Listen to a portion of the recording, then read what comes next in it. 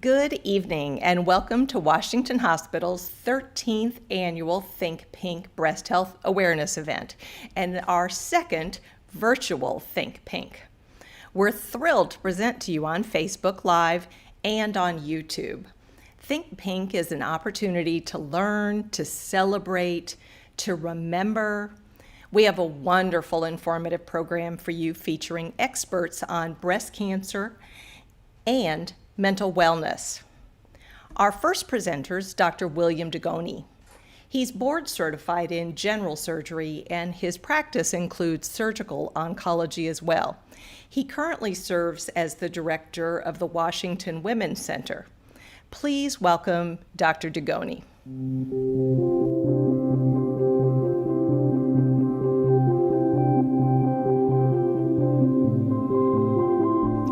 Thank you, Dr. Leiphart, for that kind introduction, and welcome to our 13th annual Think Pink event. I'm Bill Dugoni. I'm the medical director of the Washington Women's Center. It was my hope that we would be doing this event in person, but due to the ongoing pandemic, we're going to continue trying to keep you as safe as possible. But keep your fingers crossed for next year.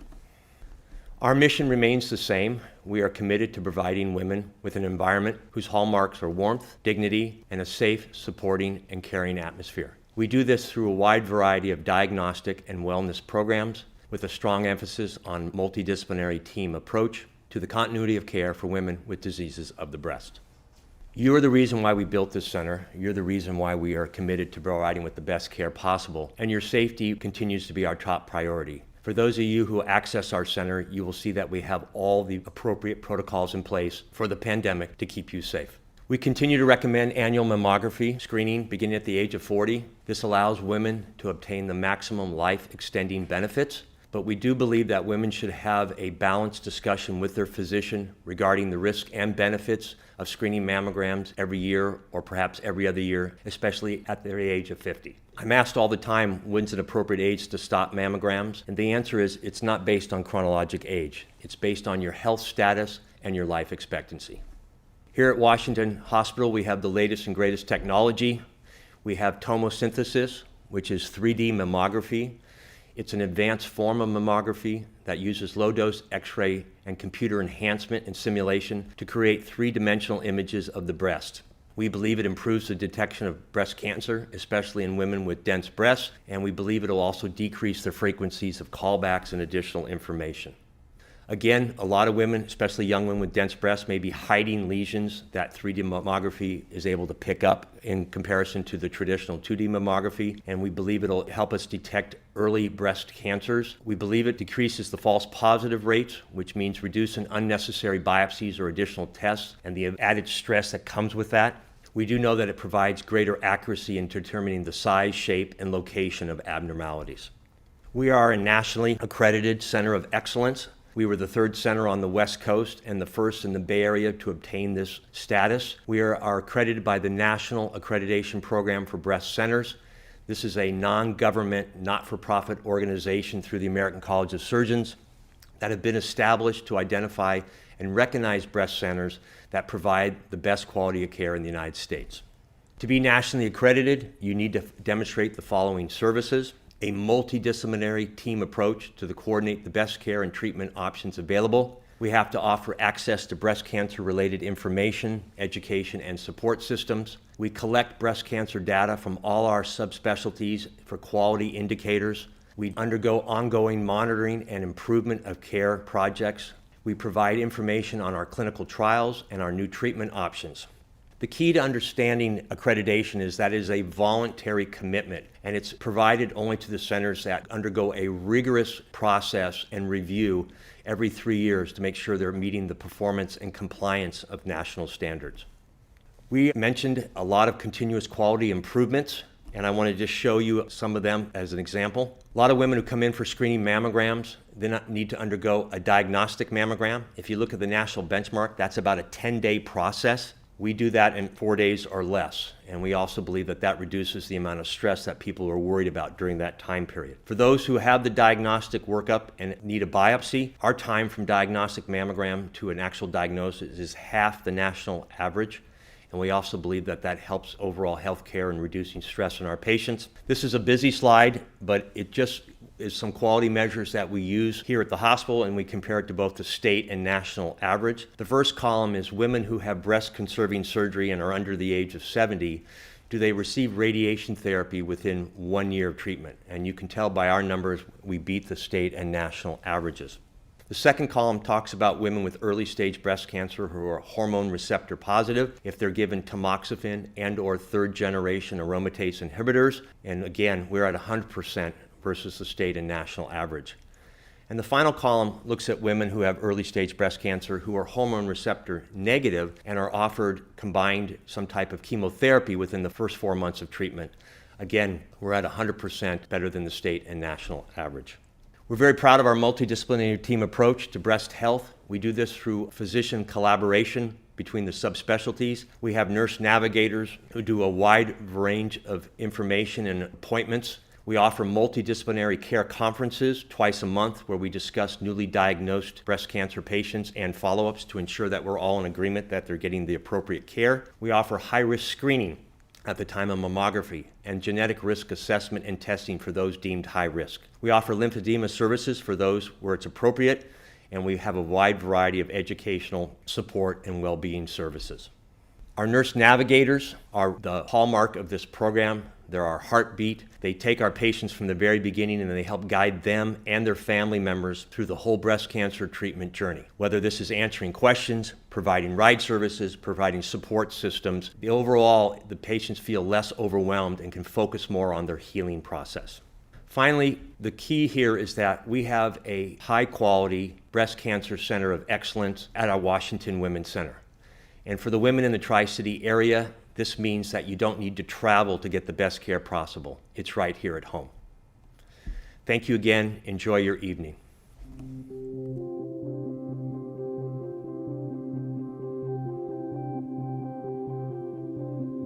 Please welcome Dr. Seema Sehgal.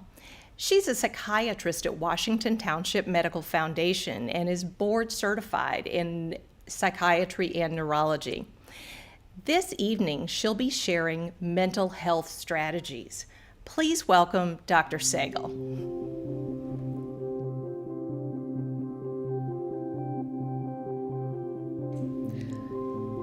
Thank you, Dr. Leiphart, for that very warm introduction. I feel privileged to be part of today's program and to contribute in talking about methods to promote mental health during the process of diagnosis, treatment, and well into survivorship with breast cancer. Breast cancer, as we know, is one of the most commonly diagnosed cancers in women. In fact, about 30% of newly diagnosed cancers in women is breast cancer. And since many women who are diagnosed have no family history, no risk factors for it, it can often come as a devastating shock and a real upheaval in their very packed and demanding lives. And this is because no domain of a woman's life is left untouched by this cancer. And I sincerely believe that mental health treatment should never be considered a luxury or an add-on, but be an intrinsic part of the cancer itself, adding value to your quality of care. Now, there are myriad mental health symptoms which are related to breast cancer. It is a psychologically devastating illness, and almost half the women will develop some clinically significant emotional distress. Even though anxiety and depression lead the charge, there are other symptoms, including insomnia, sexual dysfunction, post-traumatic stress disorder, and generalized anxiety that can also be experienced. There are almost 15 to 25% of women who will go on to develop severe symptoms of depression, which can not only impact their engagement in their treatment, but significantly decrease their quality of care and life. A question that often comes up is how much anxiety is too much and when should anxiety be treated?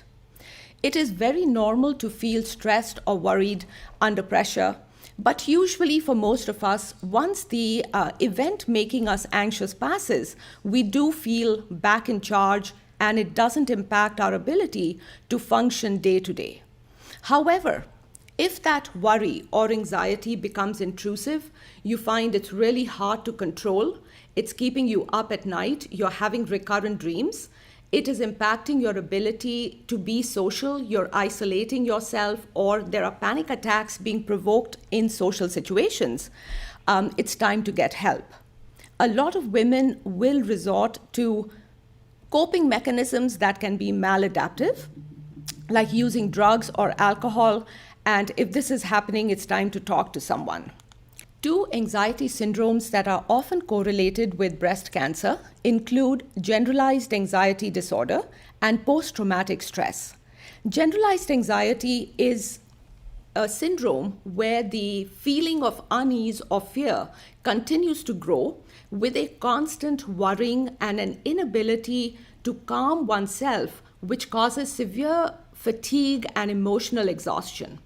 And this can be associated with physical symptoms of irritability, muscle tension, restlessness, headaches. And in post-traumatic stress, even though we conventionally think about it as happening to war veterans, remember that a diagnostic criteria for post-traumatic stress disorder is witnessing or experiencing an event that threatens bodily harm. And getting a diagnosis of breast cancer easily fits that. So people can have symptoms of reliving the moment they received the diagnosis. They can try to avoid the time they received it or any memory that reminds them of the time of receiving the diagnosis or the treatment they received. There can be symptoms of increased arousal, which include irritability, getting angry, lashing out, usually to people closest to you, and being easily startled or having insomnia over and above normal. Similarly, depression can also occur on a spectrum. Every emotional symptom occurs on a continuum. And so, though it is very normal to have the ups and downs of mood which are expected, but the feelings and thoughts, again, do not significantly impact our day-to-day life. Now, in the process of getting treatment for breast cancer, a lot of the medications will cause feelings of loss of appetite or difficulty sleeping at night or extreme tiredness. So when we diagnose depression in such patients, we look to factors that are not influenced by medications.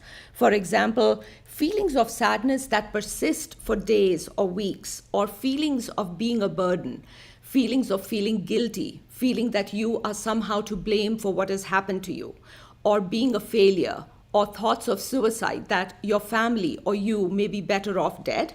If those are persistent, it's definitely time to talk to someone. Now, there are many causes of emotional distress during the diagnosis and treatment for breast cancer. There are the psychological drivers for the depression, which can include a first reminder of one's own mortality. And because breast cancer can happen in very young women and women of all ages, it often is the first time you confront your own mortality.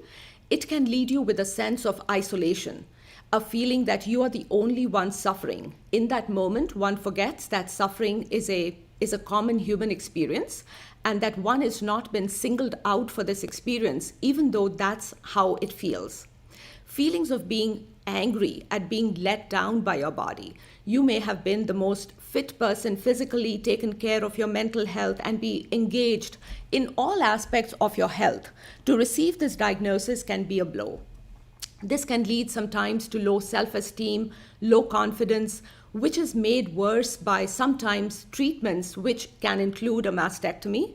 And this in turn leads to issues with self-esteem and confidence we'll talk about in a minute. The radiation treatments can make you feel fatigued, can make you feel so tired that it worsens the symptoms of depression.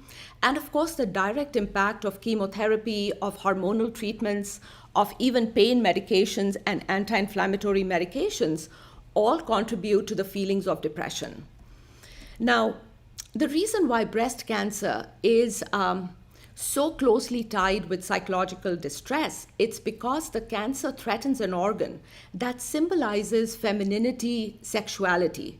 So the loss of a breast as an organ that represents so much is often perceived as a loss of attractiveness, of fertility, sexuality, and just the female identity as a whole. And for women who are of childbearing age, who have not yet started their childbearing career, this can have a very devastating impact on their psychological well-being. And the body image distortions that can happen also lead to difficulties with yourself and in turn difficulties with people closest to you, with intimate relationships and self-esteem. Now, the reason we talk so much about this is because there is a direct impact of untreated mental health symptoms, which can include a poor adherence to the treatment itself.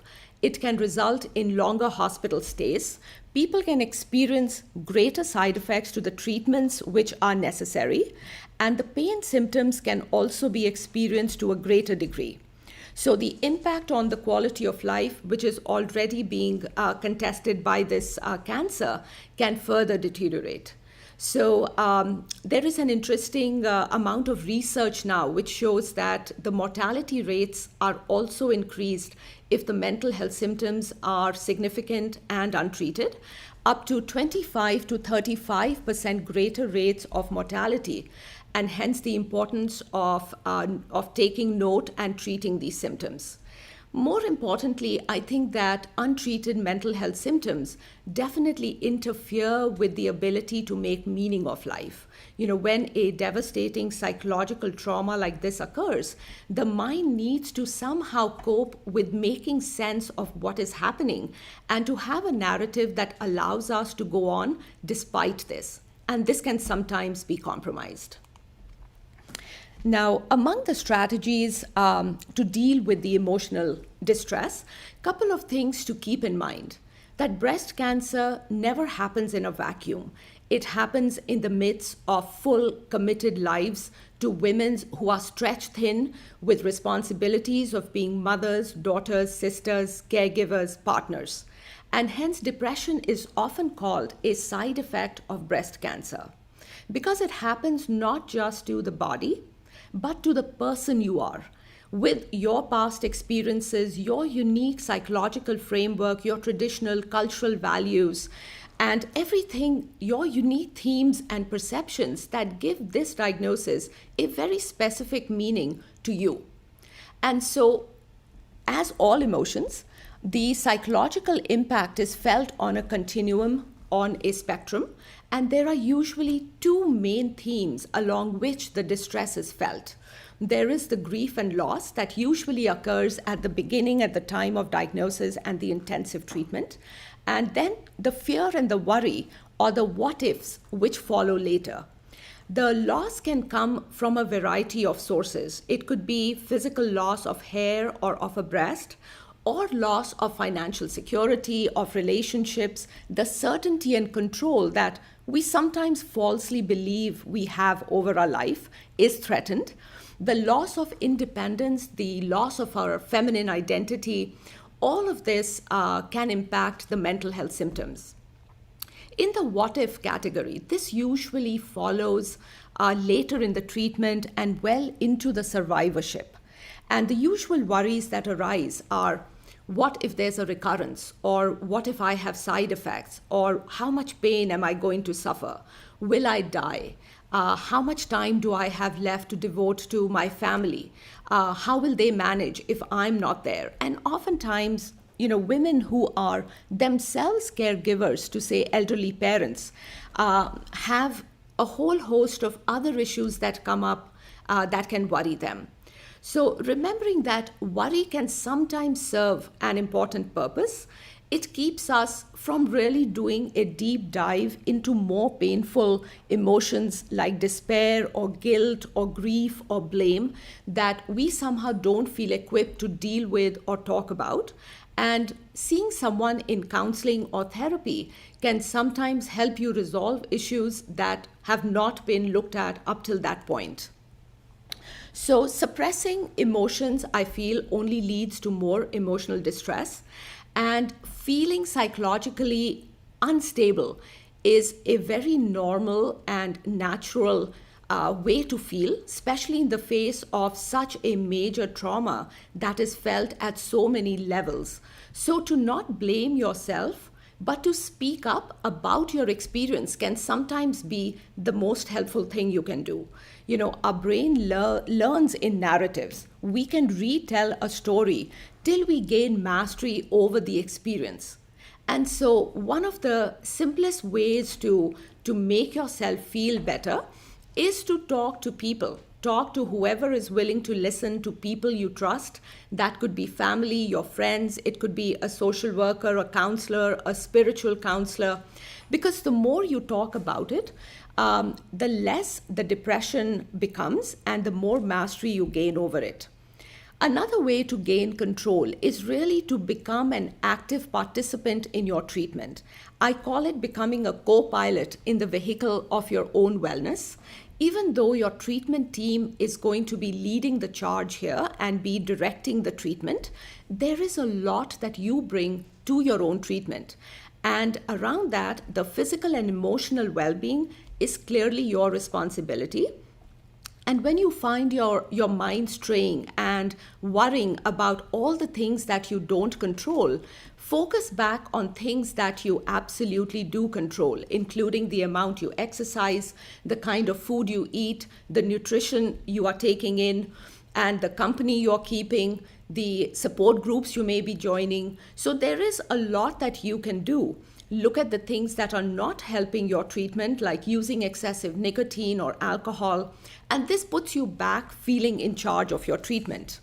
Now, there are things that, remember, you came into this diagnosis with strengths, with coping mechanisms you already had.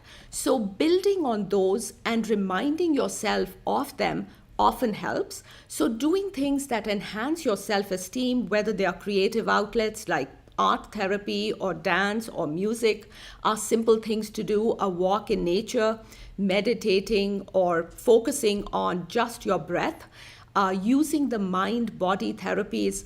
And I really recommend these because they require no tools. They don't require a lot of time. You can do them anywhere. You don't need to put aside time. And the simplest one I recommend is focusing on your breath. And this does not even mean you breathing in a particular way, but just focusing on your breath going in and out of your body. You know, a breath is probably one of the most powerful, ever-present things we have because it's the only connector between our mind and our body. So oftentimes just focusing on the fact that you are alive this very minute can be very calming. Guided imagery is another technique we use, and just like the term says, you imagine yourself in a very calming situation, a calming environment. It could be the beach, it could be the forest, you could be sitting by the pool of a waterfall, and you employ all your senses to imagine yourself in that scene. So if it's a waterfall and a pool, you could hear the waterfall, you can almost feel the droplets on your face, you can feel the moss on the tree trunks, you can feel the calm of the running water. And when you close your eyes and you allow yourself to be in that place, it does help to reset the anxiety button in our mind and gives us, maybe a couple hours of happier functioning. Mindful meditation, mindful living, and mindful meditation is again something that is a learnable skill. It's fairly easy to learn, and people don't have to do it for a half hour. Even 2 to 5 minutes done regularly has great benefits. Another technique that I actually learned from some of my patients who I partnered through their journey is focusing the attention away from distressing body parts and reminding yourself of other aspects of your body that you're proud of or you love. Your graceful hands, your long sinewy legs, your beautiful skin, the shape of your eyes. So focusing on parts of your body that are still gorgeous and beautiful, and it helps to again put it in the context of all of you. Now, one of the questions that does come up a lot is, how do I deal with the unknown, the fear of the unknown? And here, this is, again, a couple of thoughts on this. One of the most important things that I tell all my patients all the time, irrespective of the psychological distress that brings them in to see me, is that anxiety really lives in two places. It lives either in the future, in future tripping as I call it, or it lives in the past when we time travel into the past. So either worrying about where we are coming from and how we got here, or where am I going to be from the point I find myself. And the thing to remember is both of these places do not exist, except that the only point or the only moment that is real and exists is the one you're currently in. And so to bring your mind and to focus back on the current moment over which you have control can be a very calming way to again reset the worry button. And remembering that worry, as I say, is like a goldfish, it will expand to fill the size of the tank you put it in. So to try and shrink the size of the tank is where the effort should be. You cannot hope that you will not worry, or you will not want to wake up and have a worry-free day. You want to have a day where the worry is not intrusive enough to impact the quality of your day. And to that end, I know that a couple of my psychology friends will recommend what they call worry times. They will set aside between 5 and 10 minutes twice a day, exclusively for worrying. During that time, you cannot come up with solutions to your worry. You cannot think happy thoughts. All you must do is worry. What this does is twofold. One, it quickly makes you realize that you don't have the number of worries that you think you do. You just think a lot about the few worries you do have. And number two, in between those worry times, when the worries begin to creep up again, you can clear the deck, so to say, and say, not now, at 5:20 or at 10:10 in the morning, is my worry time to attend to these thoughts. So it sort of opens up the day for you to do things without the intrusive nature of the worry. Talking about self-compassion and acceptance, it is really not resignation or self-defeat, and remembering that you're not singled out for this, to not burden or blame yourself for not handling it better than you are. Remembering that observing your thoughts, giving them air, let them bubble up, and not judge or not deny or not suppress the thoughts is where the focus should be. So, a lot of people who meditate intensively will tell you that where you and I might feel pain and say, I am in pain, the people who meditate will say, there is pain. So there is a separation between the person experiencing the emotion and the emotion itself. So when you feel yourself worrying, one way to address it is to say, there is a lot of worry. There's bees buzzing in my mind today. So I need to take extra special care of me today to get through what is going to be a pretty trying day.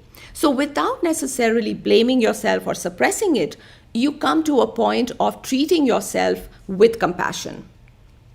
And finally, gratitude. And, here I don't mean just being grateful for what you have, but actively practicing gratitude. And this could be through keeping a gratitude journal, reminding yourself of all the things that you have in your life for which you are truly grateful despite what you are going through.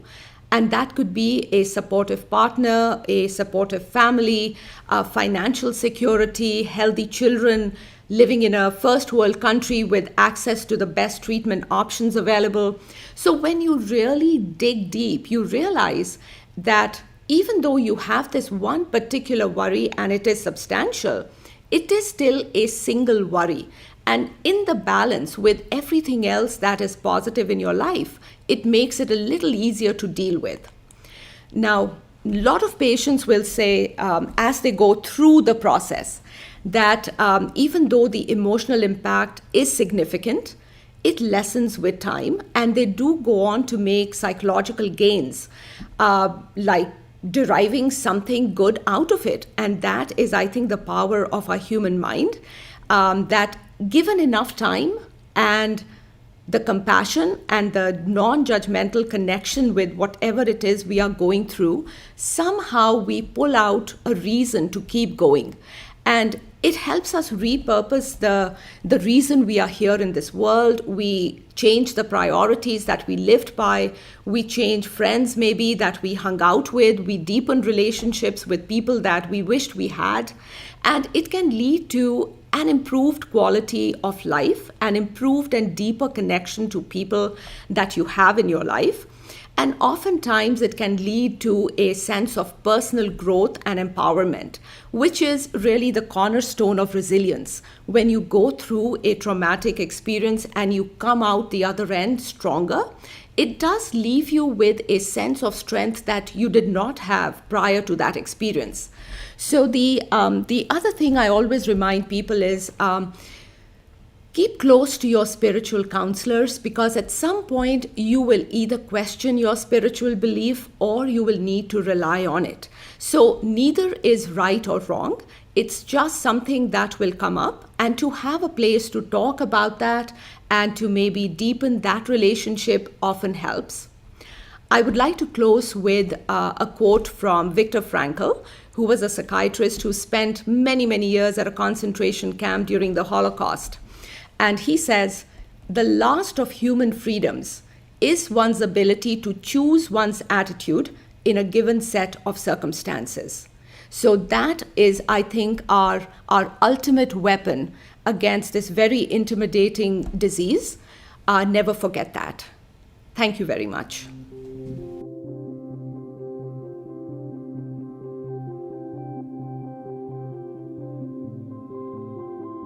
Our next presentation, Meditation and Intermittent Fasting, A Path to Changing Your Life and Fighting Cancer, is presented by Dr. Bogdan Eftimie. He is a hematologist-oncologist and the medical director of the UCSF Washington Cancer Center. This center provides comprehensive cancer care in Alameda County.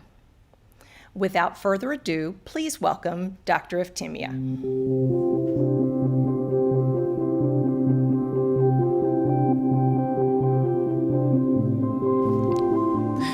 Good afternoon. My name is Bogdan Eftimie, and I'm one of the medical oncologists at the UCSF Washington Cancer Center. And I am honored to be here today to give a little bit of information in regards to some other therapies besides the traditional cancer therapies that we have, such as chemotherapy or surgery or radiation therapy for the treatment of breast cancer. So really quickly about breast cancer, it is the most common cause of cancer mortality throughout the world in developing countries. In the United States, it is the second most common cause of cancer mortality. And in the United States also, we are estimating that there will be approximately 281,550 women diagnosed with breast cancer this year in 2021. Fortunately, though, most of those women will be completely fine and cancer-free for years to come. This is actually a real schematic from the SEERS database, and it basically shows that the majority of breast cancers diagnosed in the United States, if you look at this pie over here, approximately 63% of women will be diagnosed with an early stage breast cancer. What that means is that the breast cancer is localized in the breast, it has not spread to any of the lymph nodes, it has not spread anywhere else. And if you look at the bottom at this graph, you can see that the survival rate at 5 years for this type of women, it's 99%, which is excellent, but it's not 100%. That's what we want. The next group of women that get diagnosed with breast cancer are ones that have a regional spread, and that means that the cancer has spread from the breast to the lymph nodes, and that's called the regional spread. And that comprises about 29 to 30% of all women that get diagnosed with cancer in the United States. Fortunately, though, they too will have a very high survival. So if you look at the bottom graph and you look at the bar next to the dark green, I should say, the survival is approximately 86% at 5 years. But okay, it's not 100%. So the question is, can we do something else besides the traditional methods to increase that survival? So normally, when we think about cancer interventions, we think about chemotherapy, we think about surgery, and we think about radiation. And breast cancer is actually the poster child for involving all of these treatment modalities. Most women get surgery, most women will get radiation therapy, some women will get chemotherapy, most women will get anti-hormonal therapy. But once you do all of those treatments, the question is there more than we can do? And in my practice, I usually have a lot of women who come in and they say, okay, I've done chemotherapy, I've done surgery, I've done radiation, now I have to do anti-hormonal therapy, but what can I do? Because this is what you're doing for me, but what can I do for myself? Is there something that I can do? And usually, with the proliferation of a lot of very good websites on the internet, people are very educated of what other interventions can be done for cancer. All I can say is that the data that we have for most of these adjunct interventions is fairly good, but is not as robust as we would have for chemotherapy or surgery or anti-hormonal therapy. I put in blue, below radiation therapy, some of the interventions that we actually have fairly strong data to show that it does help with the treatment and prevention of breast cancer. So I put at the top sleep. I did a lecture on sleep approximately 5 years ago. I won't go through it right now, but suffice it to say that I tell everyone, whether they have cancer or not, make sure you get at least 7 to 7.5 hours of sleep every night. It has a profound effect on our health. The next one is exercise. I won't go through exercise today. My prior partner, Dr. David Lee, he did a lecture on exercise approximately 4 years ago. It was an excellent lecture, and it does show that exercise does decrease the chances of a cancer coming back from breast, as well as preventing some forms of cancer, including breast. Today, I'm going to concentrate on diet, but a specific portion of diet, as well as mindfulness. So, in terms of diet, the question of diet comes up very often. A lot of people want to know, is there something that I can eat? Is there something that I can not eat in order to prevent a cancer from occurring or prevent a relapse of the cancer? And today I'm actually going to concentrate specifically not on what to eat. That's something that can be discussed in a different lecture, but actually when. And specifically, I'm talking about fasting. So timing of the food intake influences the metabolic health and cancer. And this is what we think about fasting. So today I'm going to concentrate mostly on fasting and how to do it. So why am I bringing this up? Well, in 2019, in New England Journal of Medicine in December, there was actually an exceptional review of all of the data that had been accumulated prior to that point, discussing the benefits of fasting. So why exactly fasting? What does fasting do? And intermittent fasting is just another form of fasting. What it is you're actually changing the time when you eat. That's what fasting is. When we say, I'm not gonna eat for 1 or 2 or 3 meals, you're saying you're fasting. But if you end up compressing the amount of time that you eat, let's say instead of having a 12-hour period during the day to eat, you compress it down to 6 hours. After a while, your body gets used to it and it's not really considered fasting per se anymore. But today we still continue to call it intermittent fasting. So what exactly does intermittent fasting do for your body? Well, what it does, and this is probably the most important aspect here, it actually switches the metabolism from a liver-derived glucose metabolism to an adipose cell-derived ketone metabolism. And what exactly does that mean? So imagine that you are eating. Your food gets broken down into your stomach, and then the basic building blocks of that food actually get taken over to the liver through the small intestine. Once it gets into the liver's job is to actually create glucose. So all of our body goes on glucose most of the time, especially the brain. The brain really needs to go on glucose most of the time. What happens though is that when we stop eating, the level of glucose in our body goes down, and eventually the liver runs out of the ability to create glucose through this process called gluconeogenesis, and then it switches. So what it does, it actually goes to the fat cells in our body, the adipocytes, and breaks down the triglycerides, which are the fats. It breaks them down and creates this other form of energy called a ketone.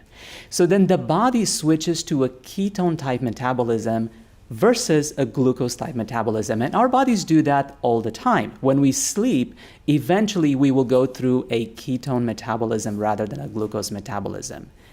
Fasting accelerates that process. So essentially what we're doing is we're shortening the time that we're allowing the body to go through a glucose metabolism, and we're extending the time allowing the body to go through a ketone metabolism. And why is that important, you ask? Well, from animal studies, this is mice and primates, we do know that this metabolic switching can actually increase the lifespan. It's also fair to say that a lot of these studies were done also through caloric restriction, meaning that they underfed these animals. But it turns out that it seems as though the timing when you eat is more important than how much you actually eat. So we can actually say today that based on these studies, this metabolic switching does have an effect on longevity, at least in animals that we have studied. This ketotic switching also elicits an adaptive cellular response which improves glucose regulation, it increases the stress resistance of the cells, and it suppresses inflammation. And periodic switching leads to highly orchestrated systemic and cellular responses that carry over into the fed state. Essentially what that means is that there are certain beneficial cellular mechanisms that happen during the fasting period or the ketotic state, which then carry over even when we go into our fed state, which is the glucose metabolism state. So all of this switching, what it does, it bolsters the mental, physical, and disease resistance. This is actually a fairly quick representation at the cellular level what it does, but essentially what I'd like to just point out to you is that if you get the free fatty acids, which is this blue dot over here, they get broken down into the liver, and in the liver it creates the ketotic state. So you have ketones, which then are being used by the different parts of the body, such as the muscle, the heart, the brain, to create a beneficial effect. And what is that beneficial effect? Well, what it does, and this is probably the most important part, is the bottom line over here. It minimizes the anabolic process and it maximizes the maintenance process. And what that means is that a cell normally grows if it's given a signal to grow. If that signal is absent, then what the cell does, it goes into a maintenance phase. It starts repairing proteins, it repairs DNA, it actually does the stuff that needs to be done. And believe it or not, when we sleep, that's what our body does. And that's why it's so important to have enough length of time of sleep in order for that to happen. Well, by forcing the body to go into this ketotic state, we're also forcing the body to concentrate more on the maintenance aspect and not so much on the growth aspect. So how does that affect us in terms of cancer? Well, this is actually an even more in-depth idea of what's going on with the ketotic state. And all I just want you to know from this slide is actually this nucleus over here, and this is the DNA that I'm pointing to, and there are certain oncogenes, proto-oncogenes, and these are genes that eventually, if there are enough mutations, they can turn on and become cancerous. But some of these genes, as well as protective genes, get turned on more often in a ketotic state rather than in a glucose state. And that leads to stress resistance. It leads to proteostasis, meaning that you're not creating any new proteins, but actually you're repairing the old ones. It creates a state where the glucose metabolism is better adapted to what's going on in your body. It creates a state where you actually have a mitochondrial biogenesis. And it's important because mitochondria is the energy producer in our body. So we need to have enough of those. And it also creates a cell survival environment that allows for cells to survive better. So this is actually a chart from the New England Journal article. I'm not going to spend too much time on it because I've already talked about it. But suffice it to say that if you look on the right side, the long-term adaptation to fasting basically increases insulin sensitivity. It increases the heart rate variability, which is very important. It improves lipid metabolism. It improves a healthy gut microbiota, meaning the bacteria that we have in our small intestines. It reduces abdominal fat. It reduces inflammation, reduces blood pressure, and increases resilience and disease resistance. So, how does that help us in terms of cancer? And this slide actually shows us how. A decreased caloric intake, also a fasting state, decreases the insulin level. It decreases the insulin growth factor receptor, which in turn decreases the action of the mTOR protein. And mTOR is actually kind of a gateway to tell the cell to either proliferate and grow, or to actually stop proliferating and go into a maintenance phase. So this has a downstream effect because you actually are increasing certain genes that get transcripted.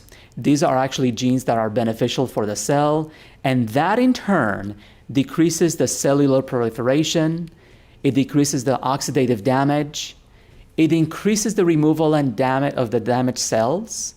It actually leads to carcinogen detoxification enzymes. It leads to DNA repair. It leads to genome stability, and it leads to immunosurveillance. And this in turn leads to a decreased incidence of cancer. And we do have preclinical data to actually show that these are actually true events. So really quickly, in a normal cell, when you actually subject it to a fasting metabolism, on the left side over here, you are decreasing certain enzymes that in turn stop the growth of the cell, and it increases the maintenance portion of the cell. But in tumor cells, they are actually not as resilient as our normal cells. So in tumor cell, fasting, what it does, it increases the pathway, AKT pathway, the RAS pathway, the other oncogenes get turned on, and what it does, it leads to exuberant growth. But what happens is that when it leads to exuberant growth, they are actually very susceptible to other mechanisms of killing, such as radiation, chemotherapy, anti-hormonal treatment, benefits of exercise, of sleep, and so on.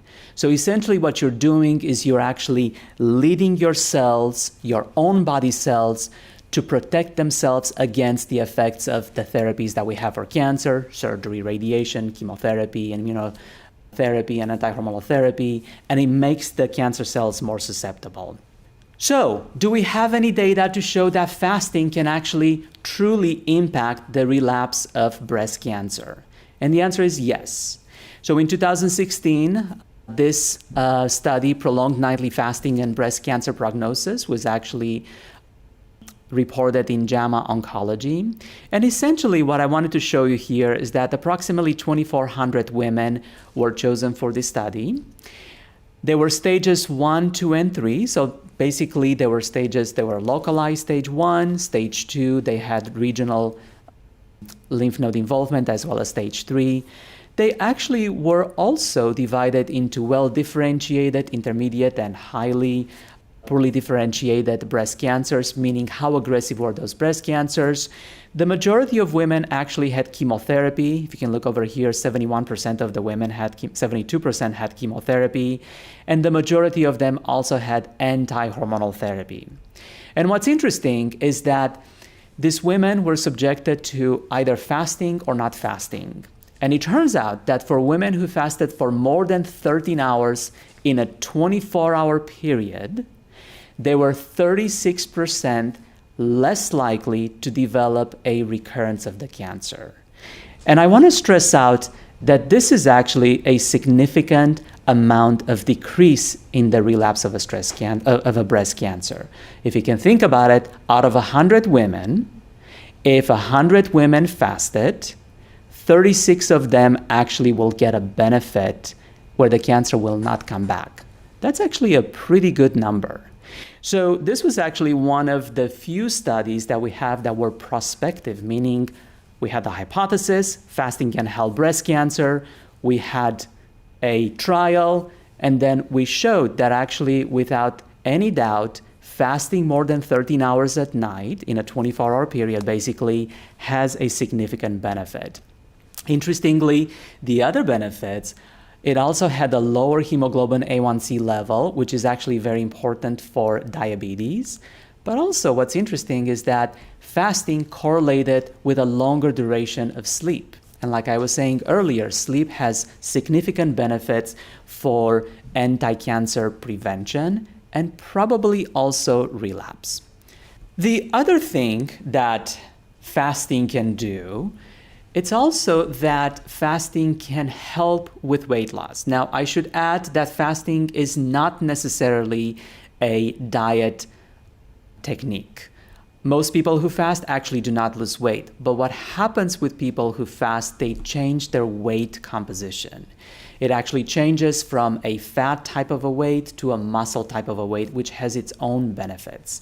But I just wanted to show you that for the people who fast and do lose weight, it too has a beneficial way to prevent cancer. So this was actually a study that was presented in 2020, and this was actually a question which was, if there's weight loss in women over the age of 50, could that be a prevention from getting cancer? Remember, these women never had breast cancer, but the question was, can we prevent breast cancer by having weight loss? And this were over 108,000 women, over 10 trials that were actually pulled together. And the answer is yes. Weight loss actually does prevent a new cancer from forming. So for example, if one lost up to 10 pounds, they had a 13% lower risk of developing a breast cancer throughout their lifetime. If they had 20 pounds or less, they had a 16% less risk of breast cancer. And of course, if they had more than 20% weight loss, then they had a 26% less chance of developing breast cancer. And this was actually a sustained weight loss. So just because somebody lost 10 pounds for about 6 months and they gained it all back, the benefit wasn't really there. This actually had to be sustained. But this actually goes together with a fasting metabolism, because when you lose weight, there are certain cellular changes which are analogous to the fasting cellular changes that we have. This is actually just a chart to show you how this works. So on the left side, basically the women who lost more than 20 pounds, which is 9 kilograms, they had a 32% chance, less of a chance of developing breast cancer in the future. The question then became, if you actually lost weight after you developed a breast cancer, could that be protective to you? And the short answer is yes.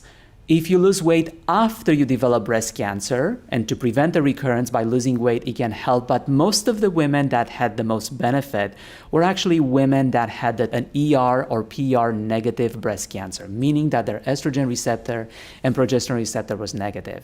Having said that, women who had estrogen receptor and progesterone receptor positive breast cancer also had a benefit, but the magnitude wasn't as much as the women who had an estrogen receptor negative and progesterone receptor negative.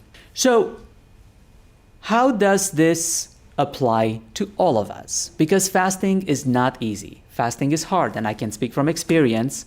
Ever since this review came out in December of 2019 from New England Journal of Medicine, I actually ended up fasting myself, and I do not eat breakfast. And I can tell you that the first 2 months were terrible. I had hunger pains, I was not in a good mood, it was not a good situation. But at the end of the 2 months, my body got used to it, and it's okay. Some people really can do it much faster than that, and other people are having a harder time. But basically, on the bottom chart over here, there's a way that it could be done.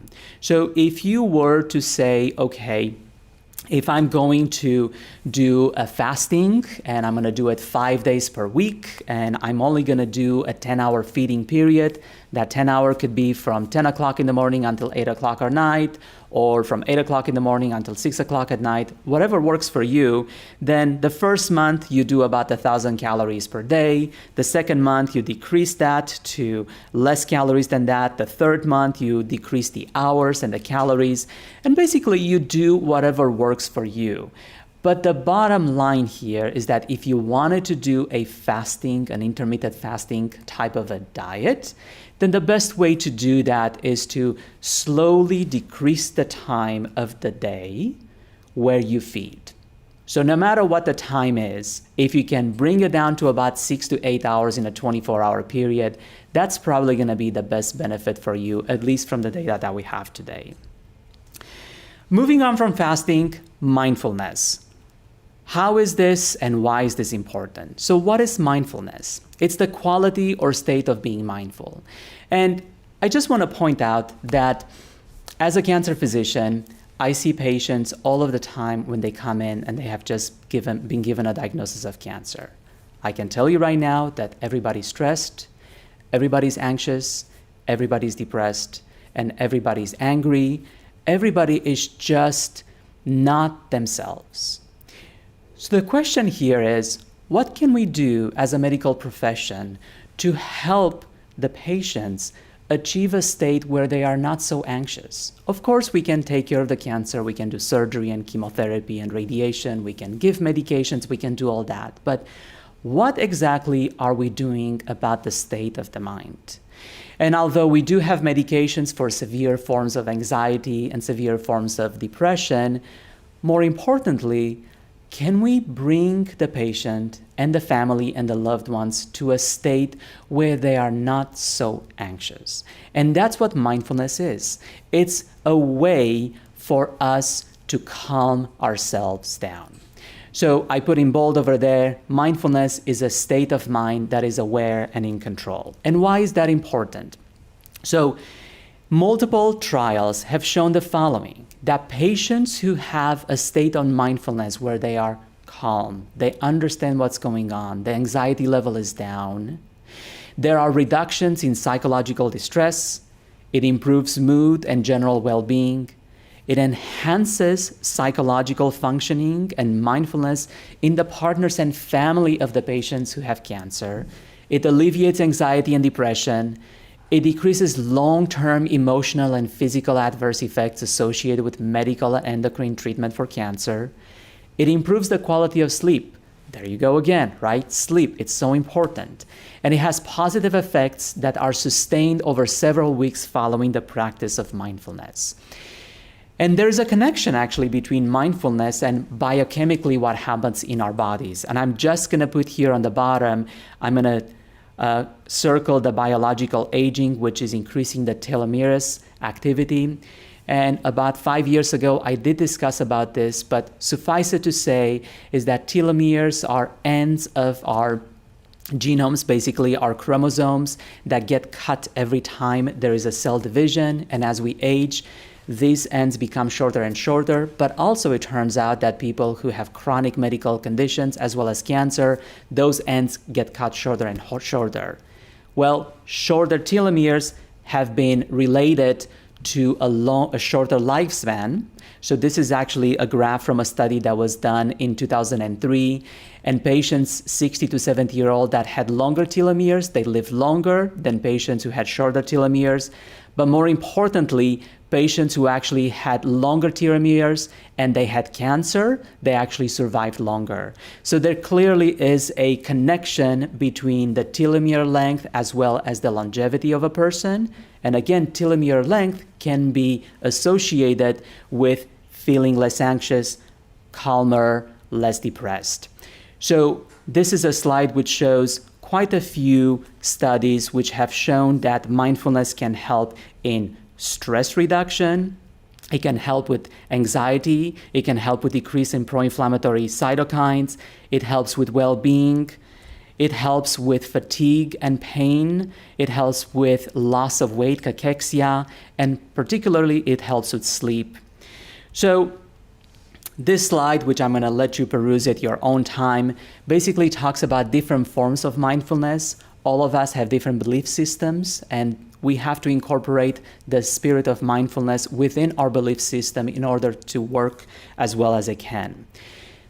Locally here, we do have a way that we can help you with this, and this is actually a flyer for Wellness from Within that is part of the Washington Wellness Center, and it does offer an opportunity for you to get involved with mindfulness as well as mindful yoga and other activities that in the end help distress and help calm us down. So in the end, I just hope that you take something from this lecture, and if you can actually take one thing, is try to be as safe as you can, especially during these times. Try to stay safe. Try to stay safe for your family. And thank you very much.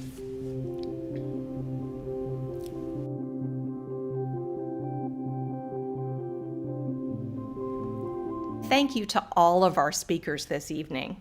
This concludes our program. We want to especially thank you for tuning in and for taking care of your health and making it a priority. This entire broadcast will be available on our Facebook page and our YouTube channel. Good night, stay safe, mask up.